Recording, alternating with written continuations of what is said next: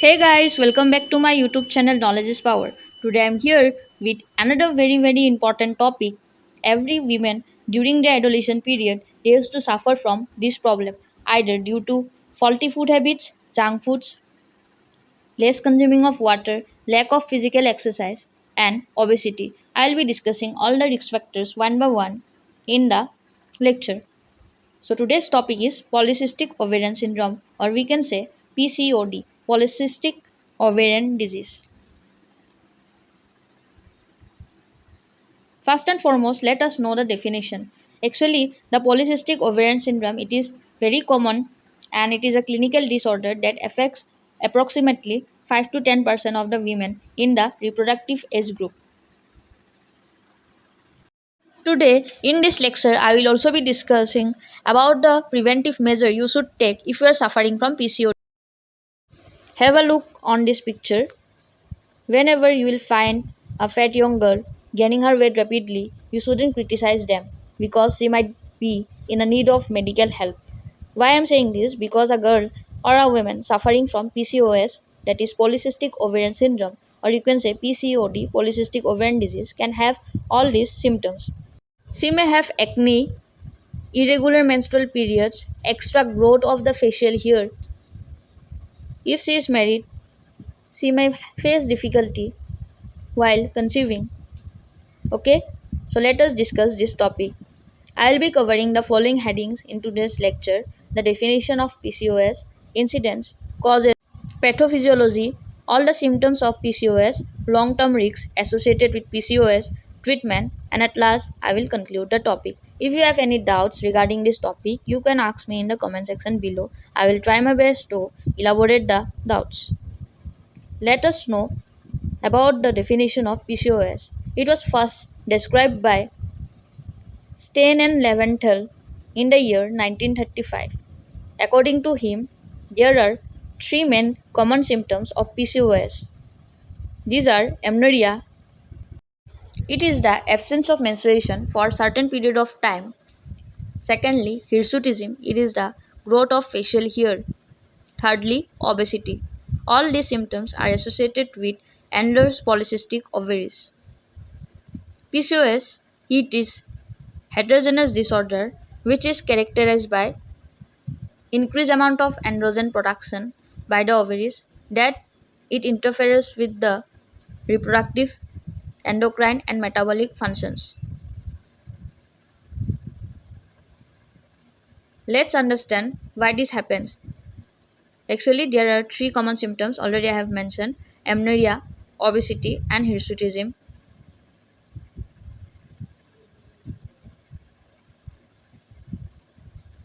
When to say it is PCOS? If two of the three following criteria, if it is present, then we can consider a woman is suffering from PCOS. Number 1, if the peripheral follicles is more than 12 and its diameter is 2 to 9 millimeter, or if there is increased amount of ovarian volume that is greater than 10 cubes, if there is a increased amount of male hormone in female, that is excess androgen. Thirdly, if the egg is not released by the ovary, it is called anovulation or oligovulation. Then also, a person may suffer from PCOS, polycystic ovarian syndrome. Now let us know about the incidence of PCOS. The criteria to diagnose PCOS is called as Rotterdam Diagnostic Criteria. You should remember this term. Coming for the incidence, most common endocrine disorder affecting 5 to 10% of the women of the reproductive age, which is 15 to 45 years.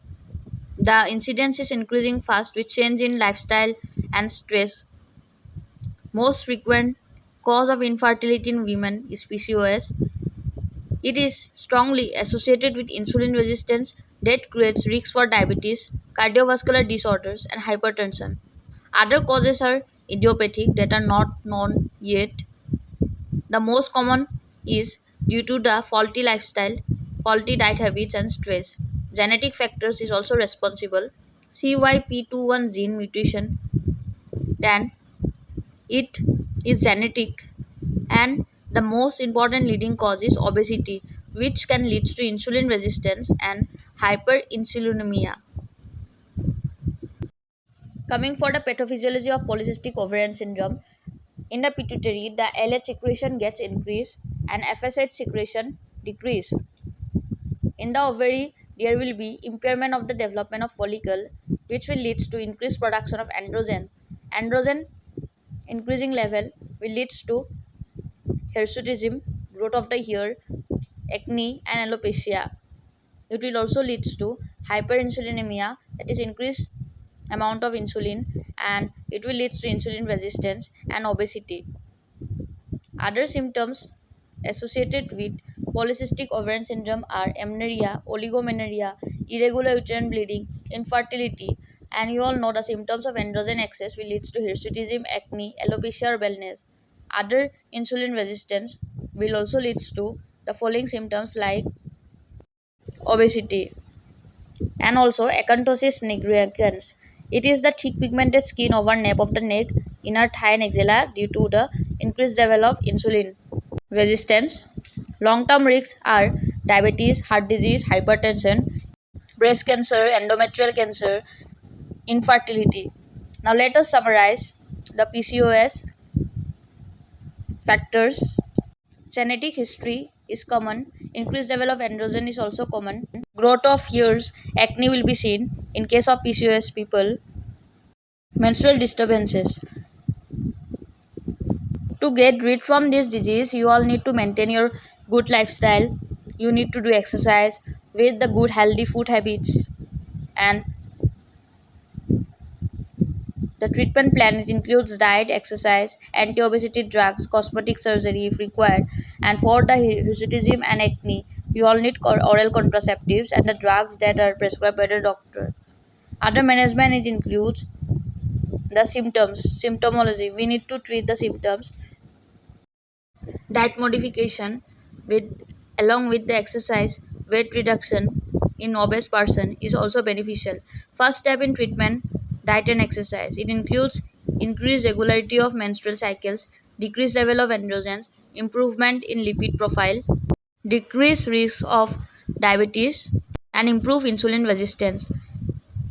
Insulin sensitizing agents can be given if there is increased insulin resistance, like metformin drugs, can be given under the supervision of the physician.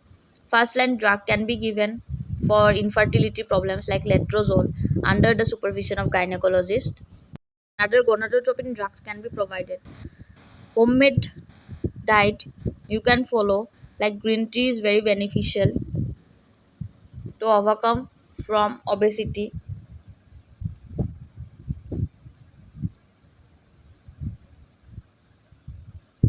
Omega 3 fatty acids is helpful. It helps in reducing the polycystic ovarian syndrome. A study says that it helps in immune regulation, insulin sensitivity, cellular differentiation, and ovulation. It improved to reduce excessive level of androgens. Along with that, vitamin D is also useful to reduce the PCOS symptoms. Overall, we can say that the collaboration of vitamin D and omega 3 fatty acids is useful. Also, fenugreek seeds are also beneficial for the person who are having PCOS. Then coming for the cinnamon, it is one of the most important spices used by the people all over the world. It is also found by the researchers, which is useful in antioxidant and helps to improve the infertility level in women.